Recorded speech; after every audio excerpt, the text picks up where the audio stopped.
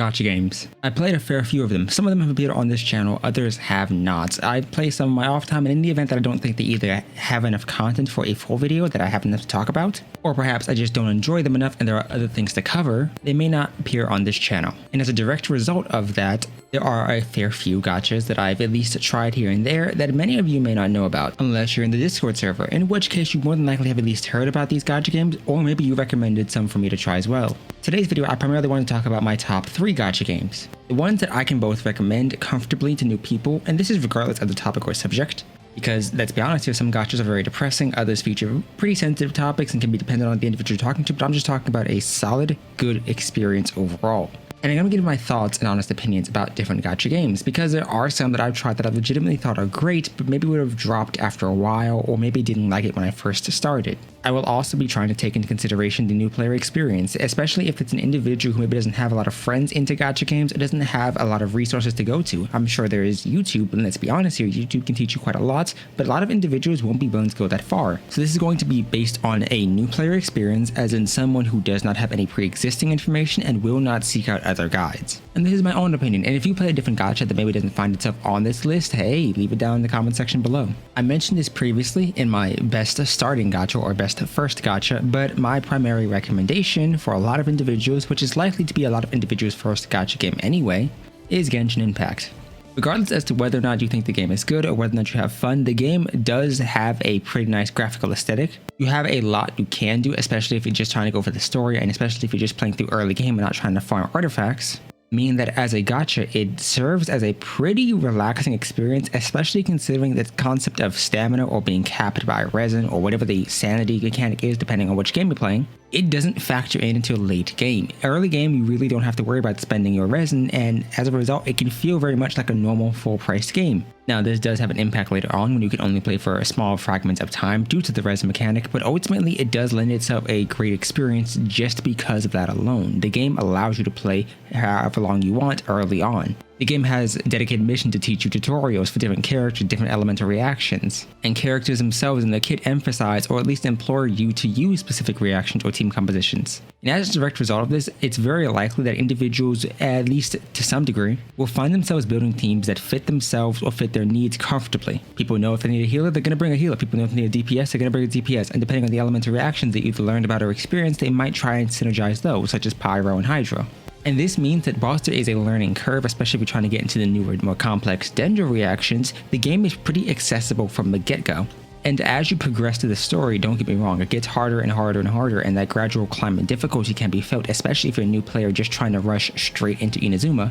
But it does mean that there is a sizable difference and a sizable amount of content for a new person, especially someone who's new to gacha or just needs a game to play, to consume and get into. And I think that depending on the audience you're talking about, at least, one of the more important factors to consider is that if individuals are used to playing fully fledged games, what they want, and a lot of times what they will actively look for, is the ability to get into a game, whether that be for the characters, the design, the gameplay itself, it doesn't matter, and continue playing it. And the more a game restricts them very early on, especially if they aren't used to it, the less inclined they will be to continue with it long term.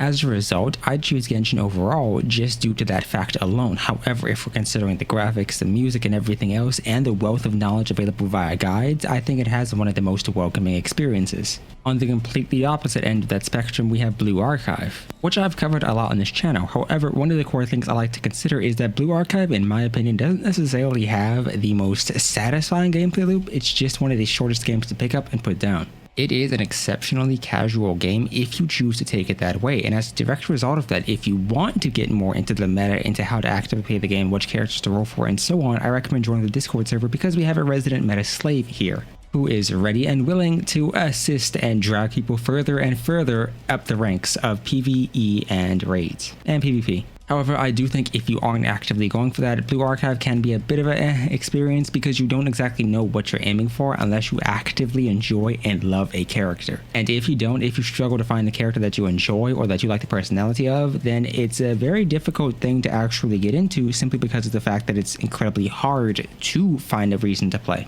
or find a reason to care about the story, or find a reason to do anything. And because of the smaller community, it's a bit more difficult to find relevant guides or at least more competent new player guides if you choose to look for that. because while it's out there, it may not be in a style that you necessarily vibe with. So as a result, while I love the game itself and it is my second favorite gacha game, I wouldn't recommend it to new players just because of the iffiness involved in the tutorials or the learning experience of the game itself. But if you aren't looking for meta information, hey, play it casually, it's a great game. In terms of the games I play, it's a very difficult thing to measure, because I do play games for different reasons. I can play something like Genshin Impact or Blue Archive on my free time because I simply enjoy the characters, or maybe I want to have fun with the game itself. A lot of times though, I will play a game a lot more simply to get footage or play it for the content purposes. As a result, a game you haven't seen on this channel but will in the future is Azure Lane. I actually quite like the designs of the characters. I quite like the oath system. I quite like some of the characters themselves, and there's a lot going on. Plus, I really don't play the game too heavily. I'm extremely casual, more casual than I am with Blue Archive in Azure Lane. And so for me, it's a fun game, and it's one of the ones I actively choose to play every now and again. If I would recommend it to a new player, it's iffy. I think the biggest issue with Azure Lane is it's a lot of fan service, and if you don't like that, you won't enjoy the game at all. And the combat can get very stale. If not, I would actually recommend Epic 7. One of my coworkers recommended it to me, and I enjoyed the game quite a bit. So it's between Azure Lane and Epic 7. So my top 3 games, Genshin, Blue Archive, and either Azure Lane or Epic 7, depending on which one you may prefer. And I would actually recommend all of those games, with the Genshin being the primary one first to a lot of newer gacha players in the event that they want something they can play more consistently. If they want something they can play more casually, then I would actually recommend it the opposite way around, with Epic 7 or Azure Lane first, or even Blue Archive. If you're wondering why Arknights isn't on this list, it's because whilst the game itself has a lot of things going for it, it's not necessarily an easy game to get into. There's a lot of systems that don't feel properly explained, and this isn't just my opinion. I've asked a couple other individuals who started Arknights around the same time as me, and they like the game in some ways, but the tower defense seems very boring to them, and if you don't like tower defense, you won't like Arknights. And for me, it's not my top 3. It's like, I'd say 4th, 5th maybe. And in terms of characterization, I don't enjoy the game enough to rank it. Well, characterization and story. But that's where all of you come in. If you look in the description down below, what you will find is essentially I've listed the VOD of the event we did in the Discord server. Once again, join if you haven't already. If you would like to watch the 2-hour VOD of that event, feel free to do so. We kind of go over different events and different games, and some of these are games that I haven't personally played, so I didn't speak on them, such as Honkai Impact. And so as a direct result of this, if you want to go there, listen to the whole thing. Listen to it in the background. The footage doesn't necessarily matter. I just slapped some random gameplay footage in there because I could. But I also want to hear your opinions. I know many of you are very likely to have played different gacha games than myself, such as PGR, or maybe you play Tower of Fantasy a bit more, Honkai Impact. Maybe you play Artery Gear, Counterside, maybe you say Path to Nowhere. Maybe you're a Nikkei fan. Regardless of which game you play, I want to hear your thoughts on the game itself down below, and what are your top 3 gachas? With that being said, thank you for watching this video. If you did indeed enjoy, consider leaving a like down below, hit the notification bell, and subscribe to the channel, and I hope to see you next time. The next video will likely be on Honkai. Perhaps you may see a Destiny 2 video because I need to finish that up. I have the script already written. And there may be a bit slower uploads because I do have to go to homecoming and things like that. Either way, I'll see you next time.